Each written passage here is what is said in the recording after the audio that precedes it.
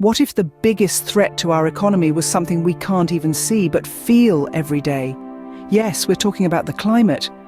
As the Earth experiences unprecedented shifts, the far-reaching implications are reshaping the economic landscape. This isn't just about melting ice caps or record-breaking temperatures. It's about the intricate relationship between our climate and economies worldwide, and the pressing need to understand and address this connection. At the heart of many economies lies agriculture, a sector highly sensitive to weather and climate changes. From altered precipitation patterns to extreme weather events, the challenges posed to crop yields are significant. And it's not just agriculture. Look at the increasing frequency and intensity of extreme weather events. Hurricanes, floods, wildfires, all damaging vital structures, disrupting transportation, and necessitating costly reconstruction efforts. The economic toll is hefty, and the need for resilient infrastructure is more pressing than ever. Now, turn your attention to our coastlines. Rising sea levels pose an existential threat to economies nestled along the shores. From bustling megacities to humble fishing communities, the encroaching waters jeopardize real estate, fisheries, even tourism. The economic implications of relocating or fortifying these vulnerable regions are vast and complex. And let's not forget the people on the move. As climate change disrupts ecosystems and exacerbates resource scarcity, populations are migrating from rural to urban areas, even across borders. The economic strains are tangible, with impacts on labour markets, social services, and the potential for increased global inequality. But amidst the challenges, opportunities arise. The transition to renewable energy sources presents a paradigm shift with profound economic implications. Nations investing in clean energy technologies are not just combating climate change, they're positioning themselves as leaders in the emerging green economy. As we navigate these interconnected issues, it's clear that international collaboration in addressing climate change is crucial. From global agreements to innovative policies, the economic significance of collective action cannot be overstated. So, buckle up as we embark on this journey to understand the intricate relationship between climate change and global economies. The consequences are vast and urgent, and our response will shape the economic trajectory of nations in the face of this unprecedented challenge. Food fuels us, and agriculture fuels our economies. But what happens when climate change poses a threat to it? As we delve into this critical question, let's remember that agriculture is not just about sowing seeds and reaping harvests. It's a complex system that includes farmers, suppliers, distributors, and consumers, all interwoven in a delicate balance that climate change disrupts. Rising temperatures are altering growing conditions worldwide. These shifts can shorten growing seasons, disrupt pollination, and increase the prevalence of pests and diseases. This hits crop yields hard, and when crop yields fall, so do the incomes of farmers, many of whom are already living on the edge. But the impact doesn't stop there. Lower yields can lead to higher food prices, making nutritious meals less affordable for millions. The effects of climate change on agriculture go beyond temperature increases. Altered precipitation patterns, for instance, can lead to prolonged droughts or intense flooding, both of which are disastrous for crops. These extreme weather events can also disrupt supply chains, making it difficult for farmers to get their produce to markets. When supply chains falter, food waste increases, prices fluctuate, and food security is put at risk, particularly in regions that rely heavily on imported food. But perhaps the most concerning aspect of climate change's impact on agriculture is the increasing vulnerability of the sector. With each passing year, the risks grow and the shocks become harder to recover from. This vulnerability extends to all of us, as agriculture is a key pillar of our economies. When agriculture suffers, economies can falter, jobs can be lost, and communities can be uprooted. So what can be done? The answer lies in adaptation and resilience. Farmers and agricultural systems worldwide must adapt to these new growing conditions, harnessing innovative technologies, sustainable farming practices, and climate-smart policies. Resilience must be built into every level of the agricultural sector, from the individual farmer to the global food market. As our climate changes, so too must our approach to agriculture and its role in our economies. The road ahead is challenging, But with concerted effort, foresight, and collaboration, we can ensure that agriculture continues to thrive, nourishing us and our economies in a changing world. Climate change doesn't just affect our atmosphere, it wreaks havoc on our infrastructure. As the frequency and intensity of extreme weather events increase, our built environment comes under severe strain. Hurricanes, floods, wildfires, these are not just natural disasters, they're economic ones. Every damaged bridge, every flooded subway, every wildfire-ravaged town has a dollar sign attached to it. Consider the infrastructure that keeps our world ticking. Roads, bridges, airports, power grids. These are the arteries and veins of our economies. When a hurricane strikes, it can wash away roads, topple bridges, and leave airports underwater. The immediate impact is visible, but the ripple effects run deep. Disrupted transportation networks mean delayed deliveries, lost sales, and a hit to businesses' bottom line. Now let's talk about floods. As sea levels rise and rainfall patterns shift, floods are becoming a routine nightmare in many parts of the world. When floodwaters inundate a city, they can knock out power grids, leaving homes and businesses in the dark. The cost of repairing and restoring these essential services is astronomical, draining public coffers and diverting funds from other pressing needs. Wildfires, fueled by hotter and drier conditions, pose another potent threat. They can wipe out entire towns, reducing homes, businesses, and public facilities to ashes. The cost of rebuilding can run into billions, straining insurance companies and government budgets alike. The economic toll of these climate disasters is staggering, but it's not just about dollars and cents. It's about the disruption of lives, the loss of livelihoods, the strain on communities. It's about the human cost. But here's the crux of the matter. Much of this damage can be mitigated with resilient infrastructure. Infrastructure that's designed and built to withstand the worst that climate change can throw at it. The upfront investment may be significant, but the long-term savings, in terms of reduced damage, fewer disruptions, and lower reconstruction costs, can be immense. The need for resilient infrastructure in the face of a changing climate is more pressing than ever. It's not just an economic necessity, it's a moral imperative. It's about safeguarding our economies, our communities, and our future. Coastlines, where land meets sea, are feeling the pressure of rising sea levels. The ebb and flow of the ocean's tide is a rhythm that coastal communities have lived with for centuries. But now, that rhythm is offbeat, and the consequences are far-reaching. Imagine the world's coastlines, the vibrant hubs of commerce, tourism, and fishing industries. Now, picture them gradually being swallowed by the encroaching sea. Rising sea levels, a result of melting ice caps and thermal expansion, are threatening to inundate these areas. What does this mean for the economies rooted in these regions? Let's start with real estate. Coastal properties, often prime real estate, are at risk of being submerged. Homeowners face the prospect of losing their homes, while investors and insurance companies grapple with the potential depreciation of coastal properties.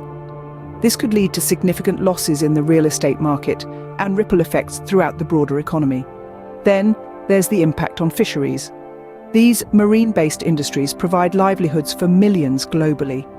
As sea levels rise, coastal habitats that serve as crucial breeding grounds for fish are being destroyed, threatening the productivity of fisheries and the livelihoods they support.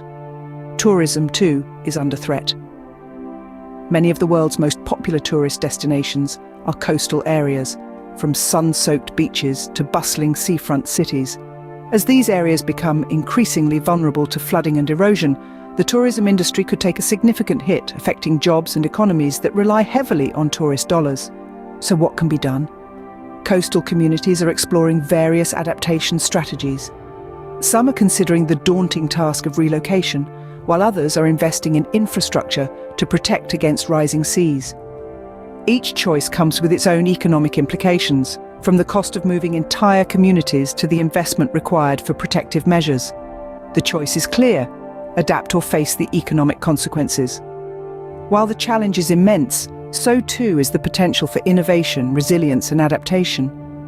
As we navigate these uncharted waters, the decisions we make today will shape the coastal economies of tomorrow.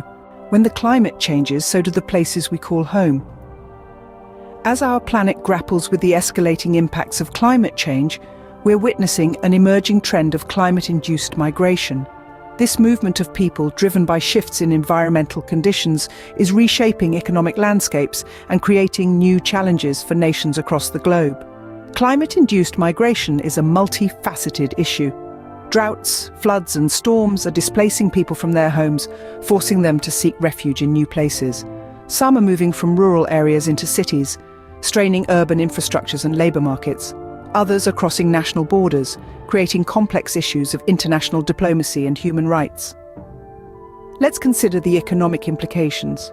When large numbers of people move into new areas, it can strain existing resources and services, such as housing, healthcare and education.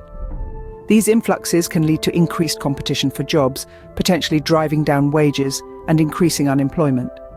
On the flip side, migration can also stimulate economic growth, as newcomers bring skills, labour and entrepreneurial spirit to their new communities. Yet migration is not just about numbers and economics, it's about people who are uprooted from their homes, communities and ways of life. It's about the social and cultural impacts, the loss of social cohesion and the potential for social tension and conflict. As we grapple with this complex issue, it's important to remember that climate-induced migration is not a future hypothetical. It's happening now. People are on the move and economies are feeling the effects. It's a wake-up call to the urgency of climate action, to the need for adaptation and resilience, and to the importance of inclusive and sustainable economic development. In the face of these challenges, nations across the globe have a responsibility to act. Through policy measures, infrastructure development, and international cooperation, we can mitigate the impacts of climate-induced migration and create a more sustainable and equitable future. Migration is not just a movement of people, it's a shift in economic dynamics. As we navigate this shift, let's remember that our collective response will shape not just our economies, but also the lives of countless individuals affected by the changing climate. With every challenge comes opportunity, and climate change is no different. As we navigate the complexities of climate change, a silver lining emerges in the form of the green economy. This isn't just a buzzword, it's a paradigm shift with profound economic implications. The transition to renewable energy sources, such as solar, wind and hydropower, is not merely an environmental necessity, but also an economic boon. Picture this: economies that invest in clean energy technologies are not just mitigating climate change, they are positioning themselves as leaders in an emerging market. The green economy offers a cornucopia of opportunities, from the creation of new industries to the revitalization of existing ones. Consider the renewable energy sector itself. As nations transition away from fossil fuels, there is a growing demand for solar panels, wind turbines, and innovative storage solutions. This demand fuels job creation, from research and development to manufacturing and installation. And these aren't just any jobs, they are often high-quality, well-paying jobs, contributing to economic prosperity and social stability. But the green economy extends beyond the energy sector. It permeates all corners of the economy, from sustainable agriculture and green construction to ecotourism and waste management. Every sector has the potential to become greener, more sustainable and more resilient, creating economic opportunities along the way. The green economy also engenders innovation. As businesses and governments strive for sustainability, they are compelled to think creatively, to innovate, and to push the boundaries of what's possible. This spirit of innovation not only drives economic growth, but also helps us adapt to a changing climate. The transition to a green economy won't be easy. It will require significant investments, supportive policies, and a collective commitment to sustainability, but the potential rewards are immense. We're not just talking about mitigating climate change, we're talking about fostering economic growth, creating jobs, and building more resilient societies. A greener future isn't just about the environment, it's about economic prosperity too. Climate change knows no borders, and neither should our response. As we delve into the power of collaboration, let's consider the global character of climate change. This issue transcends national boundaries, political ideologies, and economic structures. It's a shared crisis that requires a shared solution. When we talk about international collaboration, we're talking about nations coming together to address a common threat.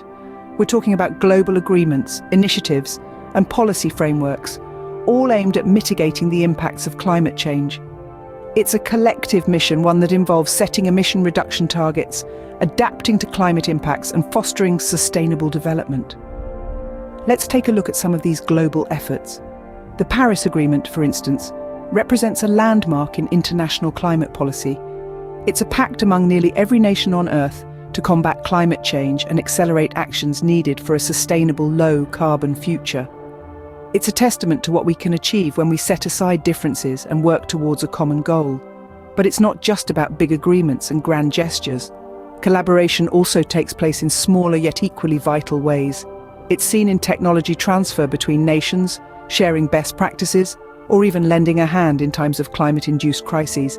It's about creating an interconnected web of solutions that span across borders, cultures, and economies. Collaboration is also about acknowledging and addressing the disparities in climate impacts and resources. It's about richer nations assisting those less fortunate, not out of charity, but out of a recognition that we're all in this together. It's about building a global community resilient in the face of climate change.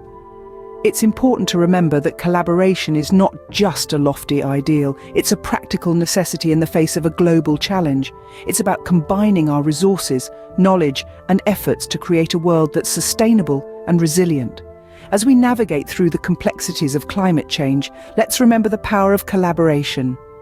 Let's remember that together, we are stronger, smarter, and more capable.